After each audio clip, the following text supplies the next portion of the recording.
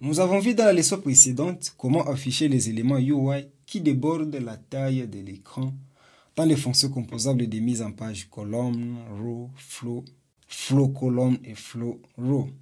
Par exemple ici, la fonction composable colonne qui contient 100 éléments UI. Ici, la fonction repeat qui reproduit ces box 100 fois. Colonne ici est scrollable, c'est-à-dire on peut voir ici tous les éléments en défilant vers les bas et vers les hauts. Cette façon de faire n'est pas toujours optimale.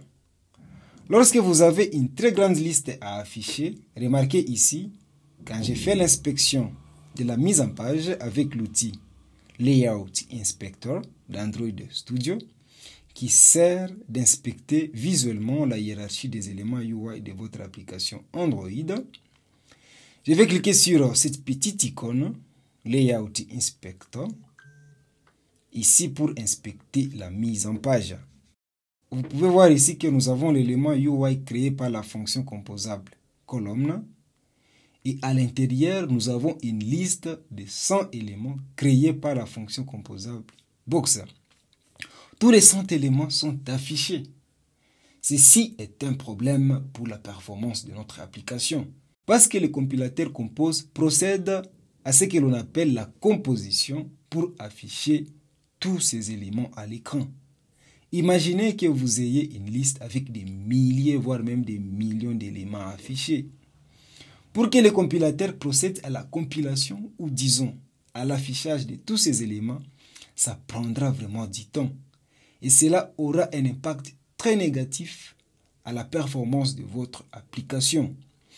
D'où ici, retenez qu'il faut utiliser les défilements ou les scrolls dans les fonctions composables de mise en page colonne, row, flow colonne et row que lorsque vous avez des si petites listes.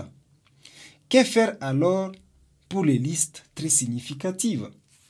Dans ce cas, il existe bel et bien une solution, celle d'utiliser les fonctions de mise en page lazy, les lazy layouts.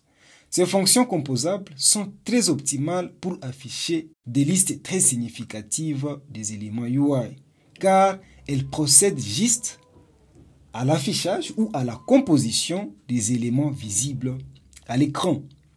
Si vous avez une liste de 100 éléments UI, ne seront procédés par le compilateur compose ceux qui sont juste visibles à l'écran lors du défilement.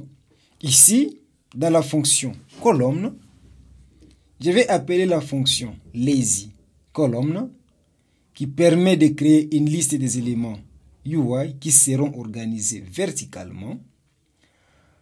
Voilà, cette fonction dispose de fonctionnalités spécifiques à elle, représentées aussi par des fonctions grâce au domaine specific language de Kotlin, le DSL du langage Kotlin.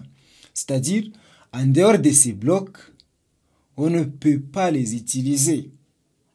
Nous avons par exemple ici la fonction item, utilisée pour ajouter un seul élément UI dans la fonction lazy column. Il y a ces autres fonctions, items, avec comme paramètre le nombre d'éléments de la liste, l'autre avec le paramètre liste, des données des éléments affichés, l'autre avec le paramètre array, toujours des données des éléments affichés. Il y a aussi les fonctions items, indexed, et voilà, et tout le reste. Disons que je souhaite afficher une liste de 100 éléments. Je vais appeler celle-ci et en paramètre, passer 100 comme le nombre d'éléments à afficher sur la liste. Et dans ces blocs, c'est là que j'ai défini alors les designs de chaque élément de la liste. Cool. Je vais mettre d'abord tout ceci en commentaire. Je vais prendre ceci et les coller juste à ce niveau comme élément de la liste. On aura sûrement le même résultat, mais avec une amélioration de la performance de notre application. Je vais exécuter encore une fois l'application, car le Layout Inspector, pour faire l'inspection de la page, ne fonctionne que lorsque l'application s'exécute sur l'appareil physique ou encore sur l'émulateur. Oups, au fait, il y a un problème. Je vais vérifier cela à l'aide du logcat pour voir qu'est-ce qui ne va pas.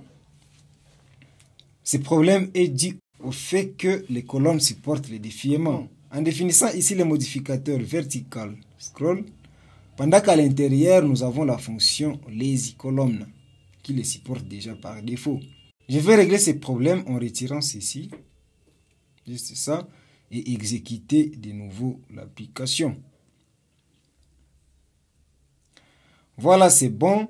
On dirait un seul élément sur la liste.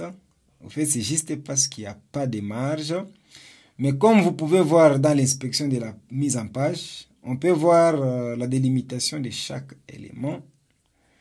Mais pour que ça soit vraiment visible, je vais ajouter ici le modificateur padding pour définir la marge. Ça sera une marge verticale ici que je vais définir à 12.10 pi. Je vais exécuter l'application, toujours dans le cadre d'inspecter la mise en page. Au moins là, notre liste est vraiment visible. Maintenant, remarquez ici, à la différence avec les fonctions de mise en page traditionnelles, les fonctions de mise en page lazy, ici, lazy column, comme je l'ai dit tantôt, procèdent juste à l'affichage ou à la composition des éléments UI visibles à l'écran. Le compilateur compose ne procède pas ici au traitement de beaucoup d'informations. Nous avons juste 3 box qui sont traités et ce sont ceux qui sont affichés à l'écran. Maintenant, quand je scroll ou défile, en fait, les anciens éléments UI visibles à l'écran, désormais invisibles à l'écran, sont enlevés de la hiérarchie de l'interface utilisateur à la place de ceux qui sont désormais visibles et ainsi de suite. En tout cas, c'est cool. Je ne sais pas si vous l'avez remarqué, chaque fois quand on apporte une modification à notre code pour modifier le UI, on exécute toujours l'application pour voir les modifications. Avant, on utilisait la prévisualisation pour échapper à cela. Mais dans ce cas, nous avons besoin que cela s'exécute dans un appareil physique ou émulateur pour parvenir à inspecter la mise en page. Sans cela, le layout inspector ne peut pas marcher. Il existe un moyen d'apporter aussi les modifications directement dans votre appareil en utilisant les Live Edit.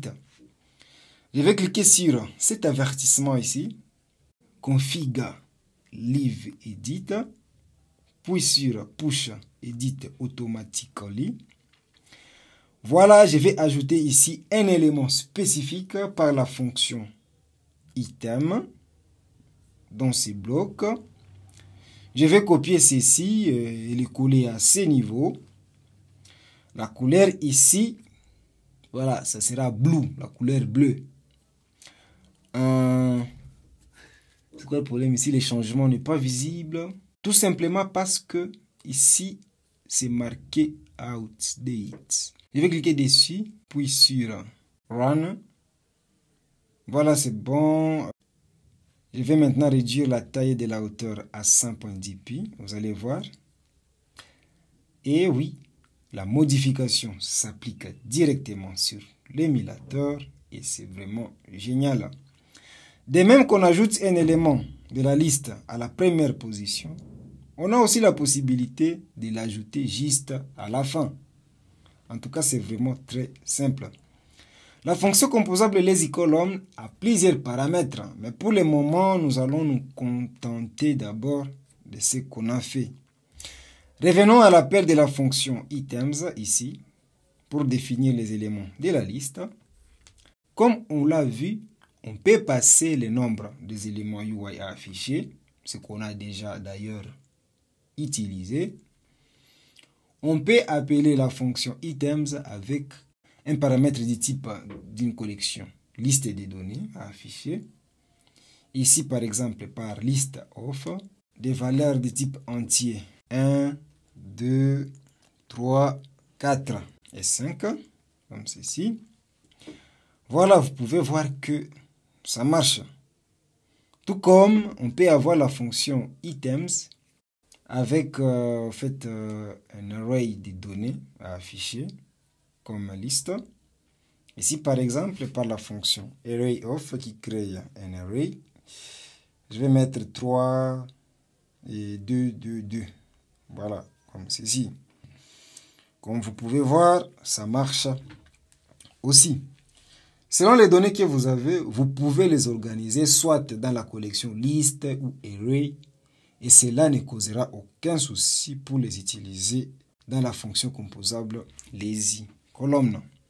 De même que nous avons créé une liste verticale avec lazy column, nous avons aussi la possibilité de créer une liste horizontale et vous trouverez que c'est exactement la même chose. Avant d'illustrer cela, je vais réduire la taille des éléments par size, ici à 300.dp, tout comme à cet élément distinct ici. Il y a un problème avec LiveEdit. Normalement, tous les éléments devraient avoir la même taille. Bon, je vais exécuter l'application. Cool, c'est bon. La marge sera alors ici horizontale. Donc ici, sera horizontale. Tout comme ici. Voilà, nous avons une liste lazy horizontale. Mais j'ai l'impression que quelque chose ne marche pas bien sur l'alignement et le positionnement. Ok, c'est déjà bon. Je vais ajouter ces premiers items juste à la fin. Juste ici. Ça sera de la couleur rouge. En défilant vers la droite, vous allez voir à la fin l'élément avec la couleur rouge. Voilà, ça y est. Et c'est comme ceci lorsque vous avez une quantité énorme de données que vous souhaitez afficher sur une liste. Songez toujours à utiliser les fonctions lazy column si vous souhaitez organiser votre liste verticalement ou encore, et à la fonction lazy row si vous souhaitez organiser votre liste horizontalement. Cela permet de créer des listes de façon optimale avec Jetpack Compose.